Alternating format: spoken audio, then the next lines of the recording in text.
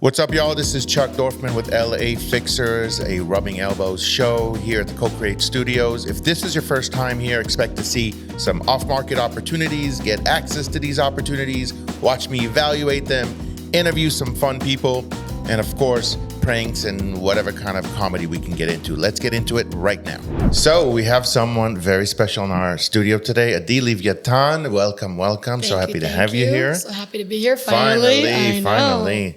I swear, I think me and you used to text like twice a week, talk about deals and whatever. Now I talk more with your husband than you. Like me and your husband became like BFFs. Well, that's good. Yeah.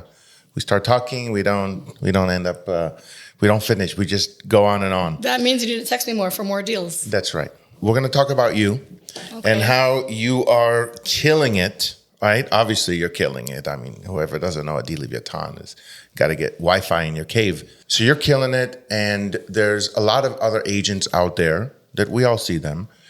They're on Instagram. They're going to open houses. They got the new leases on Mercedes. They're doing this, and everybody walking around in Air One thinking they're, selling Sunset. What is your thought? And it's not even talking smack or anything. Just like, what is your thought on this approach of like kind of fake it till you make it versus like go out there and actually hustle? Like what do you? How do you see that? So that was the first thing someone told me when I started real estate. I said, "What do I do?" I had no idea. I was thrown into this business blind. And so I remember my first manager in the office said, "Just fake it till you make it." I didn't even know what that meant until I eventually figured it out. I think the biggest thing I can tell new agents or agents in general is just put yourself out there. Go and meet people, talk to people. Don't be afraid to ask questions. Don't be afraid to say, what are you doing? What are you building? What are you looking for? Are you looking to buy? Your friends, your circle, because it really starts there. I mean, I can tell you that I started with my immediate circle, and I feel like I've never left my immediate circle, which for me has worked, but it doesn't work for everybody. Right. 12, 14-hour days. I still work, 12, maybe 10, 12-hour days now. Yeah. But we have no hours. I always say I'm like a doctor on call. You need to do what you need to do when you need to do it. I am a big believer now more than ever in more balance in life. But if you're starting out and you wanna take off, then you have to sacrifice something. Right. I think I did when I was starting out. I've been doing this for 14 years. Thank God I've built an amazing team. I have people that work with me. They're all my right hands. I couldn't live without any of them. Without one of them, yeah. They're all super important. But I think if you're starting out and you don't have a ton of volume, I think it's possible to do it on your own. But you just have to be super committed and you have to want it. And that's something I can tell you about myself is I wanted it, and I wanted it very, very badly. And I think that's what sets apart a very successful agent to someone who just,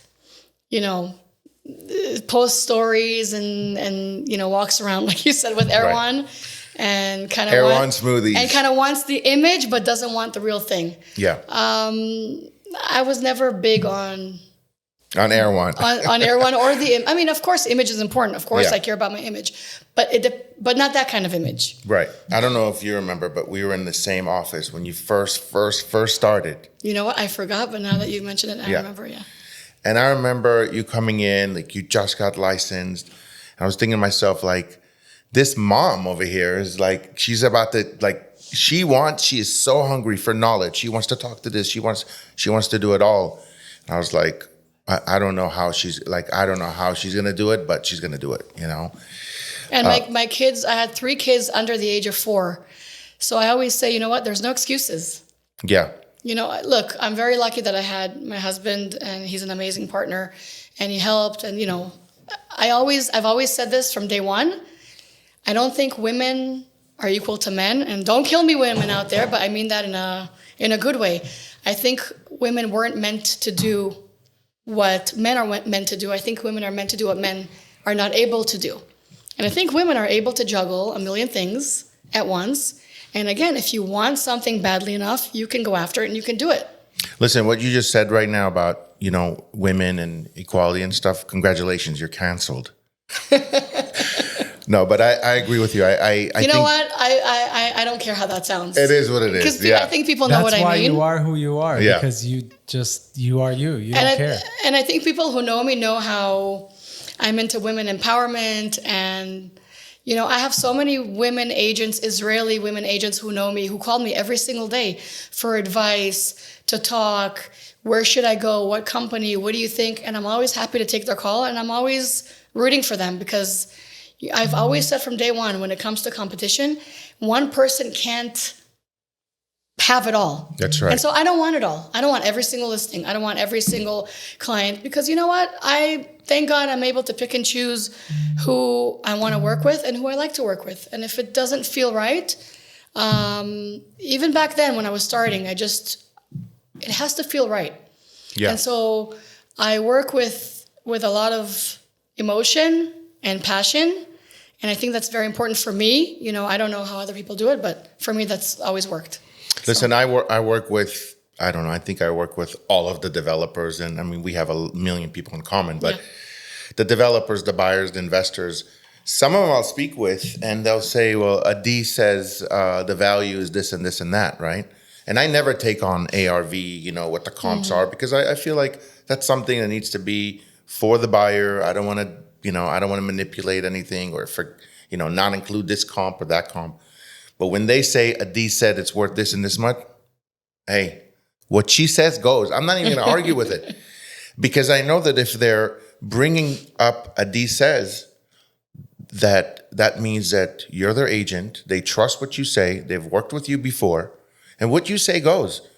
And not even anything that I would say would change their mind. I don't even want to change their mind. This is the number. This is what you feel good with it. Great. You're wholehearted with it. Good. You're not. No problem. On to the next. And that brings up a good point. Is I think that all of my clients who have been clients for many years realize that if I say something, it's not to my benefit. It's as if I were to buy the deal myself. If I don't believe in it, I will tell you, I don't believe in it. I don't think you should buy it. If they want to buy it anyway, there's nothing I can do. But usually most of the time they'll listen. And I try to be very careful with my analyzing the deal, because most of the time, actually I've been right all of the time. And most of the time, they get a little bonus at the end, because I like to be conservative. I never want them to come back and say, well, you said I can get 5 million and I only got, 4.8. I rather they say, you said I can get 5 million and I got 5.5. Right. And so I actually really pride myself on that. I think when people realize that you truly care, they trust you, they value you more, and they want to work with you. And so it has to come, it's very organic, it's very natural. Most of them are my friends. And so, there's a thin line there, because we can go out, have Shabbat dinner together, and then, the next day I'm listing their property. So right. It's a lot of pressure. It's the best kind of friends to have. Yes and no. Because I have a lot of agents asking me, how do you do it? How are you friends with all your clients? It's, you sell their house during the day, and then at night you're going out to dinner with them. Yeah. And, I like to keep it separate. So most of the time when we're sitting, obviously people always want to talk real estate with me. Sometimes I just, I'm not there. So they know, this is time to shut down. Let's have some fun here. We can talk about it tomorrow. See, I'm not there yet in my career where somebody wants to talk real estate, and I'm like, no, I'm talking real estate out of my sleep. But I'm like, I don't know, but it's a different kind of real estate. I used to dream about these houses, yeah, and I still do. But when I talk about the balance, I think it's very important to set boundaries, and it's okay, and you learn that as you go. Yeah. So the first few years, maybe there are no boundaries, then there are no hours. I used to answer my phone at midnight, and I will still do that if it's something that cannot wait. But if it can wait till, the agent on the other side is not going to pick up my call at midnight anyway. So let's just talk at 8 a.m. It won't make a difference. That right. kind of thing. Yeah. I agree. So I actually do want to go back to talking about some of these agents that are faking it till they're making. I want to go back to that topic, because I think it's a sexy topic. And every time we have someone in the studio that's, been on you've been on a bunch of different shows, people that have been on, we spoke with Maya from Selling Sunset. Mm-hmm. We spoke with this or that one. A lot of them will say, oh yes, this is scripted, or, that's bullshit, or this is not real, or that, or whatever. But some of these other agents that are just starting, they're thinking to myself, okay, am I going to go door knocking and actually really put forth a lot of effort towards trying to get a listing or trying to find a buyer? Or am I going to, post at the gym or post at this open house, which is fine. I'm not saying that that's fine. It is what it is. Some of them are, are aspiring actors and actresses and models who are like, hey, I'm going to do real estate. Meanwhile, this looks easy. Yeah. No problem. Whatever it takes to get on camera. Yeah. I sometimes I feel like it is. Like, I don't care what kind of camera. I'm going to get on camera. I think within, and I'm saying a month, and I'll give it like extra time, within a month, they'll realize that it's not posting a picture at the gym. And it could be glamorous sometimes, but most of the time it's really not. And so I actually like to post those pictures on job sites where my shoes are muddy and my $1,000 shoes are ruined, because it's happened many, many times. And someone has to hold my hand so I don't trip and fall over all the lumber that's sitting on the ground with the mud after the rain. So I think they quickly realize that you have to work very, very hard. Because a lot of people have that picture of, okay, so it's so glamorous, let me get my license and I'll start making millions. I think that in this market is a very good indication of that's not the case, because you'll see a lot of agents, getting out of the business because times have now changed. Yeah. Things are shifting. I see it as an opportunity to grow, because when it's slow, everyone is slower. This is not the market that was 2 years ago, and it's okay. I always tell people they're, oh my God, what are we gonna do? I said, you know what? It's okay. Take the time that you have to restructure, to come up with new ideas, to try new things. Appreciate those times that we had, because I know I definitely do, that we had, $300-400 million a year in sales. And so now that it's, less than that, I'm like, wow, those were great years. I'm very proud of myself. Yeah. And I know I'll do it again. But, not everything's in my control. This is what I try to tell my clients today. Things are tougher, but we're going to do our best. We're going to go out there and use every source we have and every resource and call every person. And we just have to work a lot harder, and it's okay. Sometimes things come easier and sometimes you have to work harder, and that's life. So I think it applies to anything you do in your business, at home, with your kids, with your spouse, with your relationships, with your job.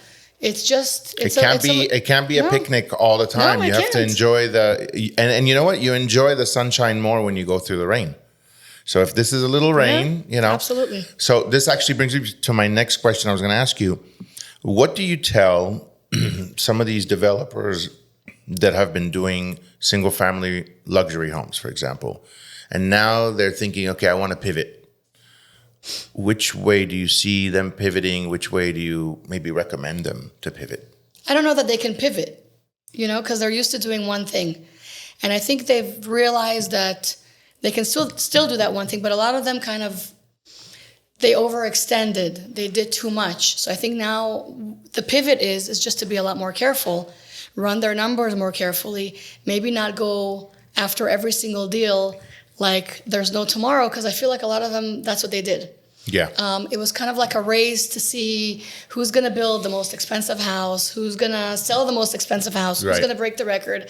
And at the end of the day, some of them kind of forgot that they're in this to make money. And so, are you in this to make money? Are you in this for the prestige? Are you in this to, everyone has different goals and they think differently. Me, I think, here are the numbers. Build a really nice house that you're very proud of, but don't go crazy to the point where you're not making any money. Don't go after the most expensive deal so you can build the most expensive house, because what happens in a market like now where things are tougher? So I myself, I take chances. I'm not, I'm a little bit of a gambler, but I'm not a kamikaze. I'm not going to go and so that's what I tell my clients, because that's what I believe in. I think that's why a lot of them come to me for advice, because maybe some of them actually want me to say, hey, maybe relax a little bit. Maybe this one is a little bit too far or too big for you right now. Take it easy. The market is this, the market is that. So maybe some of them need to hear that, because for a lot of these, and because we have a lot of the same. They're circle, cowboys. and they just go and they don't stop, which is fine. I like that actually.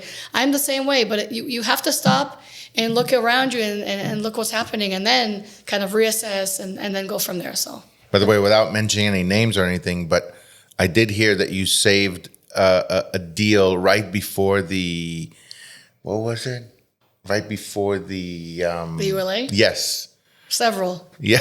There's one I know of. It was like in a 20 million, and it was right there, like right before, a couple of days before. And look, I think that's another big point that's important to bring up is, so many things have changed. ULA has had a huge impact on developers.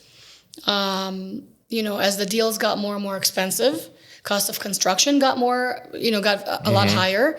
And then they threw in ULA and all these hurdles and challenges. I think, it changed the game. yeah.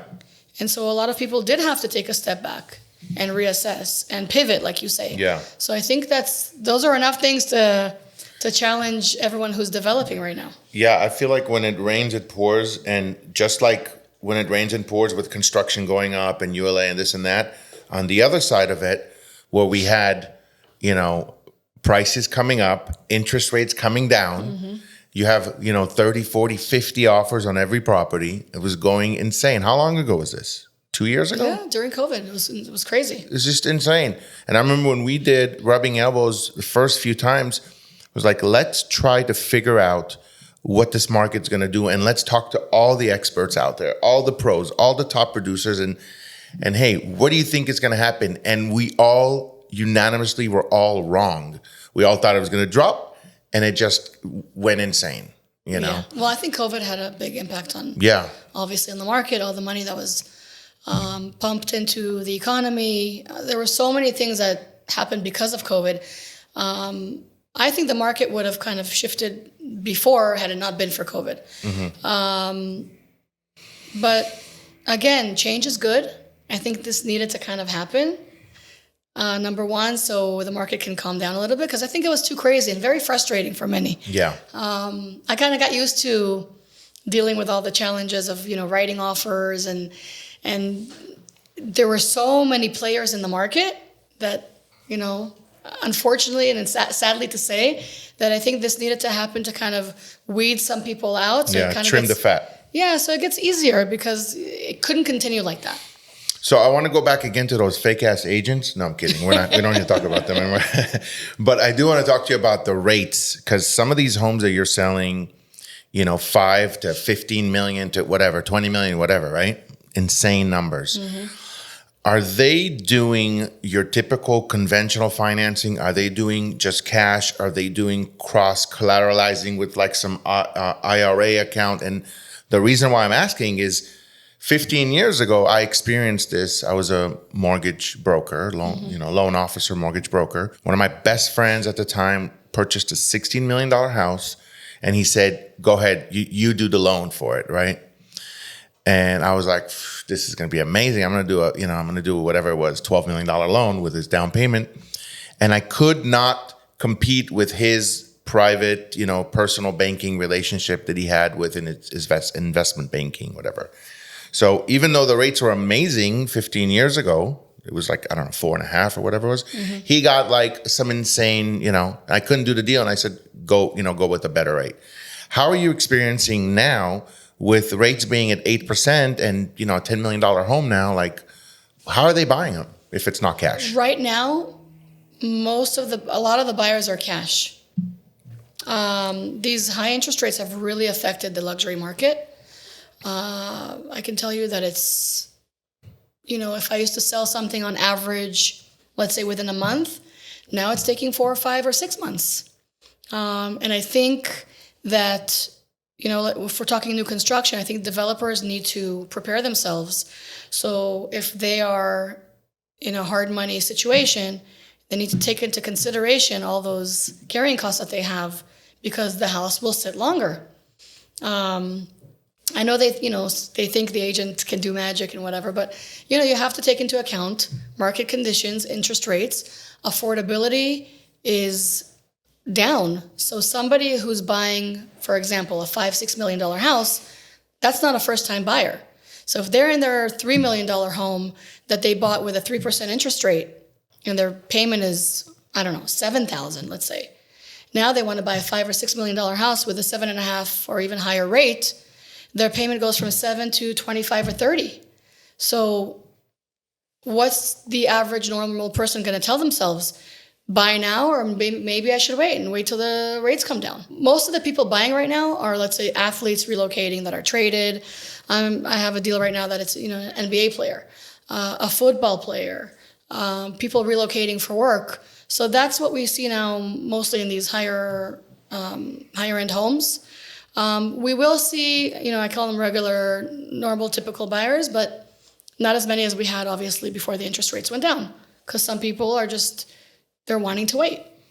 Yeah, I feel like having the athlete, the YouTubers, like those types of clients, for a long time, I think things have changed a little bit, in the last few years. But for a long time, a lot of these YouTubers and vloggers are making crazy money, and they had no real money managers. They had no real, people really guiding them.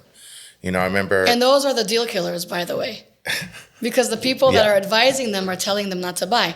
Now, I want to say something also very positive, that I think it's more positive than negative in this market, and how people should be thinking when they want to buy a house. Not let's wait because the interest rates are higher. Let me buy the house now because I could probably get a little bit of a better deal than I will a year or a year and a half from now.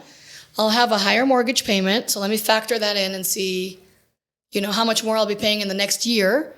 And then I'll refinance back to 3 or 3.5%, 4%.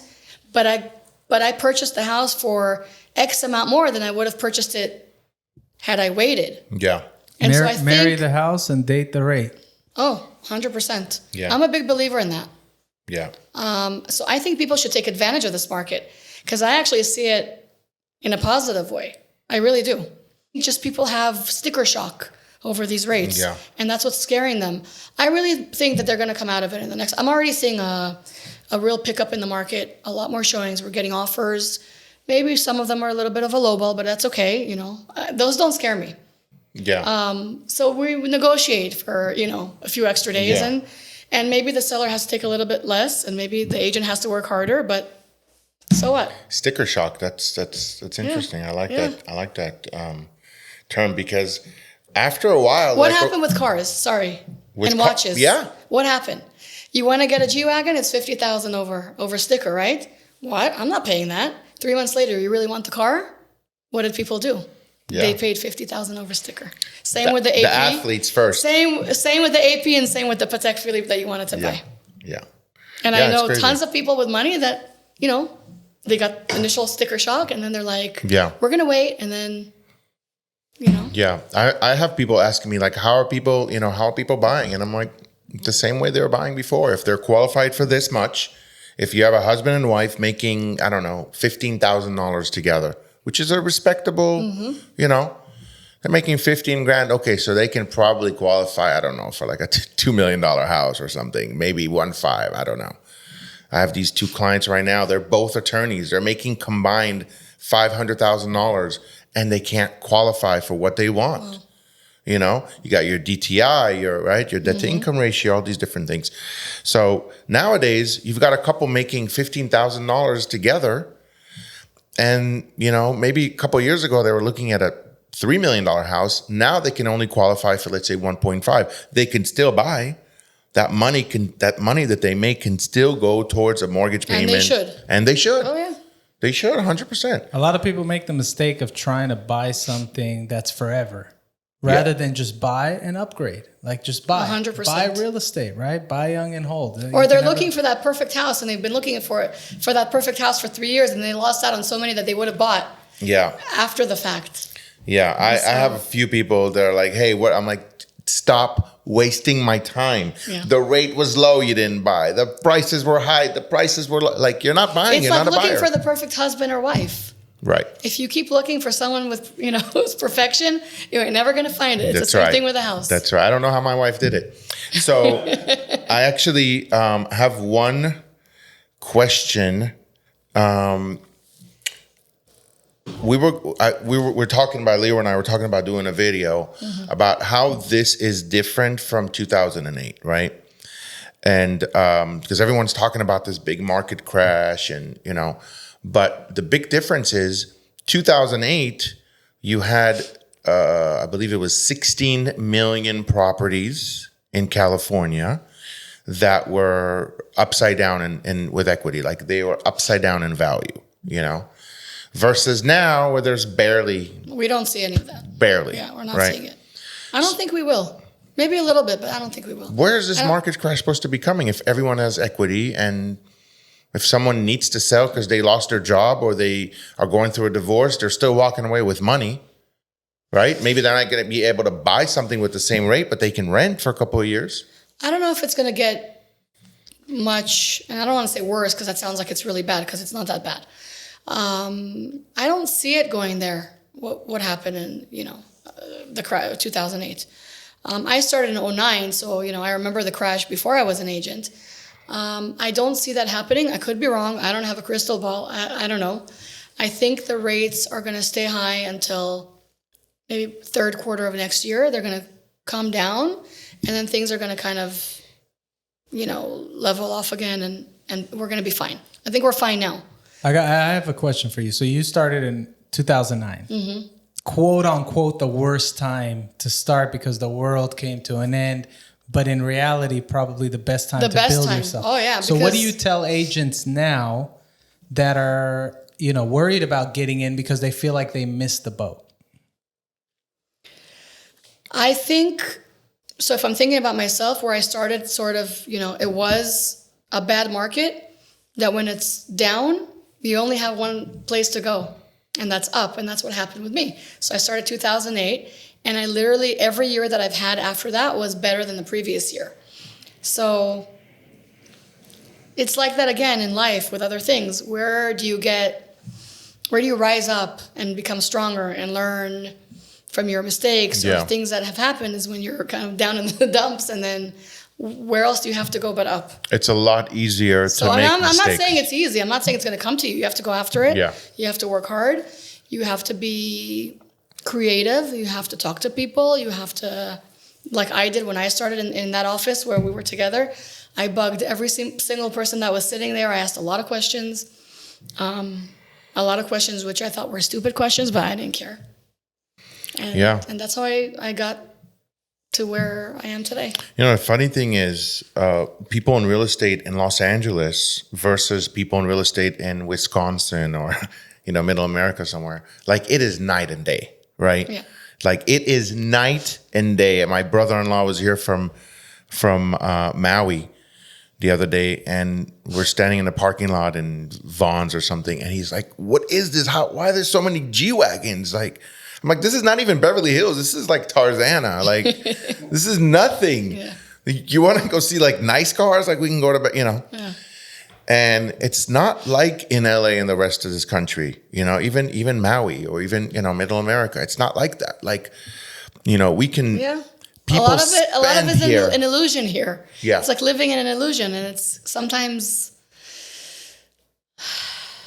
it's a little tiring sometimes, because sometimes you just want to be laid back and you want to chill and you want to be, I don't care so much about, I think I'm down to earth. I don't, if I like something nice of material value, I like it because I wear it because I enjoy wearing it, not so I can, create this I don't image. think there's something, listen, I don't think there's anything wrong with having a nice watch, having nice jewelry. You pulled up here in a Bentley SUV. It's good. That's amazing. And you know what? I think that in this town, if I, pull up to a property to meet some investors and I'm in a 97 Camry, they're going to automatically judge or think that I'm not competent or whatever it is. Now, me personally, I'm a car guy. I've always had really nice cars. I'm always going to have nice cars. Me too, by the way. Yeah. Because my dad still owns a body shop, and I worked with him. So I was like, they compare me to the girl from my cousin Vinny. Oh, really? Yeah. We had an arbitration once, and I went in front of the mediator. No way. Started talking about the chassis and the compartments of the, so. I love that. That's why I like nice cars. Marissa But told me. no, there's nothing wrong with it. We all like nice stuff. I'm That's just right. saying There's that, nothing wrong with it. It has to be within. Especially in this town, if you're going to show up with your client and you're going to look bummy, or you're going to show up like you're not doing well, people want to associate themselves with 100%. successful people. You have to be presentable and you have to be knowledgeable. Yeah. Because you can show up in a Bugatti on the most expensive watch, and if you don't know what you're talking about, Right. they don't care what you're driving Right. and what kind of car, what watch you have. I agree 100%. So are you in this market now making deals with like other agents that maybe have deals but need a name like yours behind it to like split the listing and things like that? Or Yeah, that's been happening a lot because either they can't get the listing or they're going to lose the listing. And I think, to be quite honest, I think even us, agents that are considered bigger or have more of a name, I think that's in this kind of market, we're all going to lose a little bit here and there. And for me, that's a little hard because I like to deliver. But I also realize that not everything is in my control. And I know that I'm doing my very, very best. And I'll do anything I have to do to get the deal done, whether it's showing a house at 2 a.m, or driving to whatever it is. Yeah. If whatever I need to get the deal done. But, it's going to happen. It happens in the market like that. And it's okay. What can we do? Yeah. It's better to make these mistakes when the market's low versus making these mistakes while it's thriving, and you can't afford to make these mistakes, And I think you also have to set the expectations with your sellers. So if you're going to take a listing that's super overpriced, then you have to expect that it's going to be a big challenge. I think we shouldn't be afraid to tell them, hey, you're tripping. You're tripping. You're tripping. Here are the comps. Nobody cares that you put $500,000 worth of steel in the wall that nobody can see. Right. Nobody cares. Or that $300,000 pool or the $7,000 faucet. Yeah. Us agents, I tell people because I've built homes myself, and so I know every finish, I know every product, I know, a lot of builders also want to meet with me for a design consultation, even though I'm not technically a designer, but I design my own homes, and I can tell them this will not get you more for your house, and that will not get you more for your house, and this, again, the steel, because I hear that all the time. I put a $50,000 beam in this, to hold up the ceiling. Nobody cares. Because if there's a house that's priced $1 million more that looks very similar with a faucet that costs $1,000 and not $7,000, they don't care, and they'll forget that I even mentioned that to them at the showing. Just take the faucet with you. Yeah. Replace the faucet and give me $1 million discount. Right. And again, I'm not saying that you shouldn't build a quality house with good finishes, because if you don't, that house is going to sit because you're going to have others that are much nicer than yours. But again, it's where you have to kind of, really think about how you're going to put that product together. Managing expectations, I think, is one of the most important things in a transaction, because if you're not managing these expectations as the listing agent, it just spirals into entitlement, into I need this, I need that. Well, you told me this, seller. It just becomes a circus. Yeah. And I think that if you're going to hire an agent that's more experienced or specializes in a certain market, I sell everything, but people know that I do a lot of new construction, and so. And I'll say this here, and I'll say it to them. I'm not going to hold your hand and call you 3 times a day to tell you things are going to be okay. You're going to have to know that behind the scenes, I'm doing everything I can to sell your house. And if you don't talk to me for a week, it's not because I'm not working. It's because I'm trying to get my stuff done. Yeah. And I have a lot of stuff to get done. So I can't have an hour conversation with you about how, the process, upsetting it is that the market is just slower or things are not going our way. Just that hour could be spent on more important things. And so, I always take calls, and I'll take a call if it's a call that needs to be taken. But just to take calls, just to talk and, have a conversation every day about. Don't call us, we'll call you. Yeah, yes and no. But you know what I mean? Yeah, a lot of these Because conversations we for can't you. sit there and hold every seller's hand, because we have a lot of sellers, and these sellers are hiring us because we deliver and there's a track record. And so there's a reason there's a track record. You should hire somebody on your team and call them the hand holder. That would Actually, Let them just take those calls. What I was going to suggest you do is, since you do have to have that conversation over and over and over, you do have to just have that record conversation. myself and push play. Record yourself, like even if you do like a podcast and you have like, that same, you have that conversation, right? You have that conversation and it's recorded. And if somebody calls you and say, listen, I've addressed all your concern. Go onto my Instagram. There's in one of those reels, I explain everything, all your concerns, because I'm having this conversation. Everything you need to know. Yeah. As a concerned seller. Yeah. And again, I don't want it to sound, come out in a bad way, because I love and appreciate all my sellers, and I think they know what I mean if they listen to me talk. It's like, because we have relationship, and they know me, right? And they know my work ethic, and they know how important it is for me to make them happy. And my commission is the last thing I think about in a deal. Yeah. So. I got you. So, well, listen, thank you so much for coming out here Pleasure. and gracing us with all this knowledge and wisdom and resources. Yeah. It's been a long time coming. We'll do it again soon. Yes. Before you leave, tell people where they can find you. Yes. I think they know how to find me. Yeah. Instagram, my phone number's on there, my email. We'll throw it on the screen. Yeah, just put AD and Google is going to say, what did they say? Did you mean ADU? Did you spell ADI? ADI. ADI. Yeah. All right. Well, thank you so much for coming. Guys. This was so awesome and long time coming. Thank you.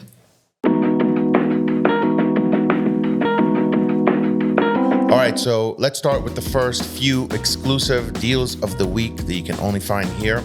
First one is an RTI project, fully approved, ready to issue permits for 6 large units in North Hollywood. This is on Tiara Street. You can reach out to me directly, DM me, I'll get you the plans.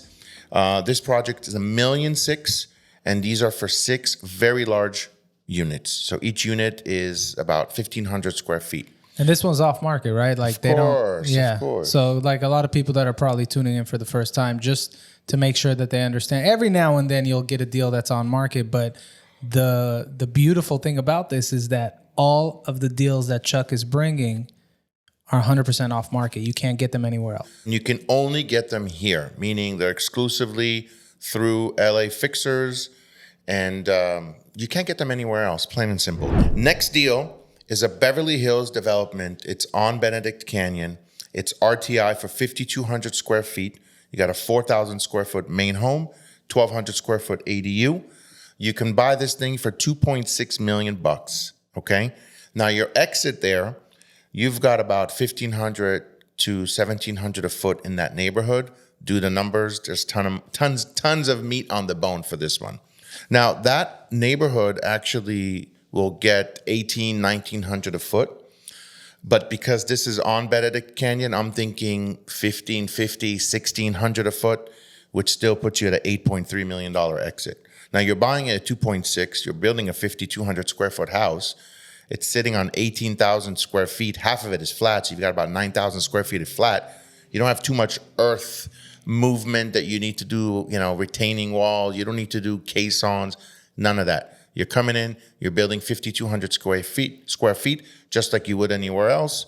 Obviously, your finishes are going to be a little bit nicer, but you have an $8.3 million exit. So reach out to me if you want to snag this one. It's available until it's not, as Leo says. We've got an incredible opportunity.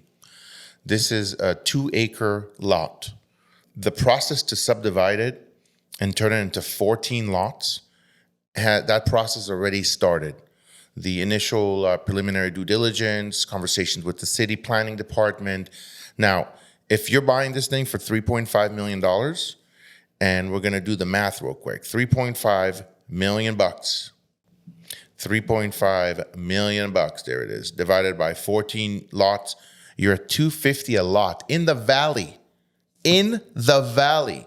That means that you can put a house in an ADU or a house in ADU and a junior ADU. You can have 14 triplexes there, 14 duplexes there, however you want to design it. You can make it its own little private community. But any way you slice it, you're going to have an exit of about 1.4, 1.5. I would say 1.4 to be safe. $1.4 million for each one of these houses times 14 homes. That's $20 million exit. So again, plenty of meat on the bone, plenty of money to be made here. This is not for your regular contractor. This is for a developer. This is for somebody who can do multiple homes at once. So if you've got that investor, developer, builder that you've got that you know that wants to jump on something like this and build 14 homes at once and buy it with a, such a cheap acquisition price at $250 a lot, you'll be the hero for bringing this deal to your client. Now, here's the kicker. Are you ready? It comes with a 6-month escrow. So your client... Why is that important for those that are maybe newer into like these type of purchases? Okay, so that's a great question. If you're buying a $3.5 million property, you have to, and you close escrow in 30 days, you have to start paying interest on that purchase for the next, year, while you're completing your subdivision, while you're completing your design for your homes, while you're doing your structural engineering, while you're doing your civil, all this stuff behind the scenes that your architectural team's going to be doing. That takes time, and time is money. Now, if you're paying... So how many months? 6 months? 6-month escrow. All right, so let's do quick math on that, right? So if you're buying it for $3 million, you're going to put 3.5. So you're going to put 20% down. That's $700,000, right? That's if you're buying... So you got a $2.8 million loan. If you're getting a bridge loan on something like this, you're looking at 12%. That's $336,000 a year. So you're technically saving $170,000 in interest payments. In interest That's for fantastic. keeping it in escrow for 6 months. Exactly. So that is a huge piece of the puzzle because, again, having it in escrow and having full control over the contract and being able to have your architectural team, your civil engineer, everybody do what they need to do behind the scenes in 6 months. First of all, the property is worth a lot more 6 months down the line. Once you have already plans for 14 homes, you already have your, lot split design. You're already further in the city. You've done your survey. You've done your soils, whatever it is that you've done. 6 months down the line, that lot is a lot more valuable. You can actually close escrow and, finish your subdivision and put it back on the market for $4 million if that's what you wanted to do. There's people that do that too. I also have this amazing Hollywood Hills property. It's got amazing views, as you can see, amazing views.